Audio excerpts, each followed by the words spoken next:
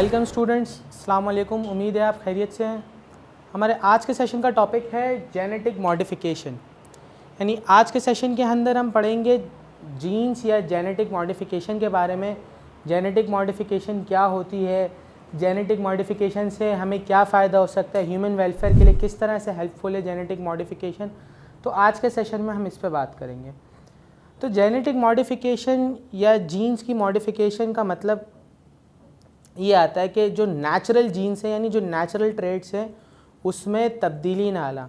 मिसाल के तौर पर अगर हम बैक्टीरिया की मिसाल लें तो बैक्टीरिया के अंदर कुछ चीज़ें नेचुरली या कुछ ट्रेड्स नेचुरली मौजूद होते हैं।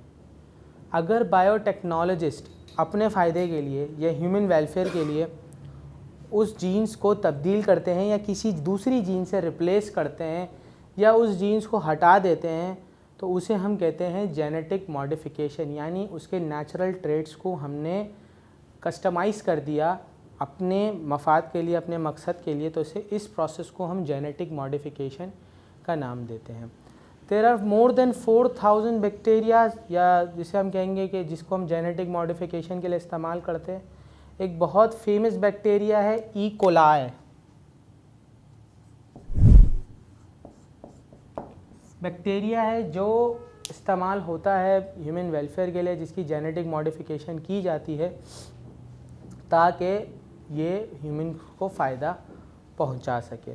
और जेनेटिक मॉडिफिकेशन के लिए क्या किया जाता है कि बैक्टीरिया, कोई से भी बैक्टीरिया जो समझा जाता है कि ये बेहतर साबित हो सकता है प्रोसीजर के लिए, तो उस बैक्टीरिया को लिया। उस बैक्टीरिया का जो डीएनए मौजूद है, ये जो मैंने लाइनें ड्रॉ करी है क्योंकि न्यूक्लियस की मेम्ब्रेन के बाहर मौजूद है डीएनए, तो ये एक डीएनए न्यूक्लियस मेम्ब्रेन के अंदर होता है और एक डीएनए न्यूक्लियर मेम्ब्रेन के बाहर मौजूद है हमारे पास डीएनए। तो डीएनए में से हमने एक जीन्स को सेपरेट किया, उसके जेनेटिक मटेरियल में से जीन्स को एक सेपरेट किया और उसकी जगह हमने अपने डिज़ायर्ड जीन्स लगा दी। यानी कुछ ऐसा समझिए कि हमने कट पेस्ट वाला सिस्टम करा। हमने उसमें से एक अनवांटेड जीन्स को कट करा और अपनी डिज़ायर्ड जीन्स पेस्ट कर दी। अब बैक्टीरिया लेने का रीज़न क्या होता है, क्यों बैक्टीरिया लेते हैं, कोई और चीज़ क्यों नहीं, कोई और माइक्रो ऑर्गेनिज़म या कुछ और क्यों नहीं। तो बैक्टीरिया लेने की वजह ये होती है कि ये बहुत ज़्यादा जल्दी ग्रोथ करते हैं। ग्रोथ जब जल्दी करते हैं, अगर उन्हें सफिशेंट अमाउंट ऑफ फूड और सफिशेंट अमाउंट ऑफ टेम्परेचर मिलेगा, फूड और टेम्परेचर उनके ऑप्टिमम होगा, तो ये बहुत बेहतर तरीके से और बहुत जल्दी ग्रोथ करते हैं और हमें कम वक्त के अंदर लार्ज क्वांटिटी में मेडिसिन मुयस्सर हो सकती हैं। ये मेडिकल की फील्ड के अंदर एक समझ लीजिए रेवोल्यूशन का काम करता था जब भी ये जेनेटिक मॉडिफिकेशन का प्रोसेस आया है। तो होता क्या है कि एक जीन्स को यहाँ से कट किया और अपने डिज़ायर्ड जीन्स को यहाँ पे पेस्ट कर दिया। इसकी ज़िंदा मिसाल अगर हम बात करें कि ये जेनेटिक मॉडिफिकेशन हमारी डेली लाइफ में कहाँ इस्तेमाल होती है, तो ये डेली लाइफ में इस्तेमाल होती है इंसुलिन इंजेक्शंस की फॉर्म में। इंसुलिन इंजेक्शंस,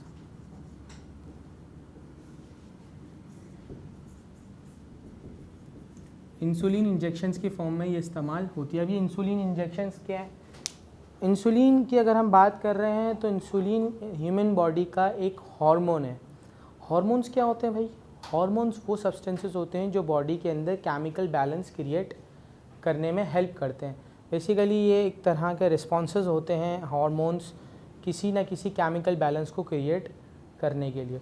तो ये इंसुलिन हार्मोन्स है जो हमारी बॉडी में हमारी बॉडी के अंदर ब्लड शुगर लेवल को मेंटेन करता है। यानी एक ख़ास किस्म का लेवल होना चाहिए शुगर का हमारी बॉडी के अंदर या ब्लड के अंदर, जिसको मेंटेन करने का काम इंसुलिन का है।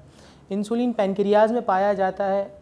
होता क्या है, जिन पेशेंट्स को ये इंसुलिन इंजेक्शन लगता है या जो पेशेंट्स इंसुलिन इंजेक्शन इस्तेमाल करते हैं, उनकी बॉडी में इंसुलिन प्रोड्यूस करने की जो क़ुव्वत होती है वो ख़त्म होती चली जाती है, या बहुत मिनिमम अमाउंट में प्रोड्यूस हो रहा है इंसुलिन, इतनी हाई अमाउंट में इंसुलिन प्रोड्यूस नहीं हो पा रहा है। कोई ना कोई रीज़न हो सकता है, पैनक्रियाज सही से काम नहीं कर रहा है, क्या प्रॉब्लम है, तो किसी न किसी रीज़न्स की वजह से, वो रीज़न आज का हमारा टॉपिक नहीं है इसीलिए हम उस पर नहीं जाएंगे, तो कोई ना कोई रीज़न हो सकता है जिसकी वजह से प्रॉपर तरीके से इंसुलिन प्रोड्यूस नहीं हो पा रहा है।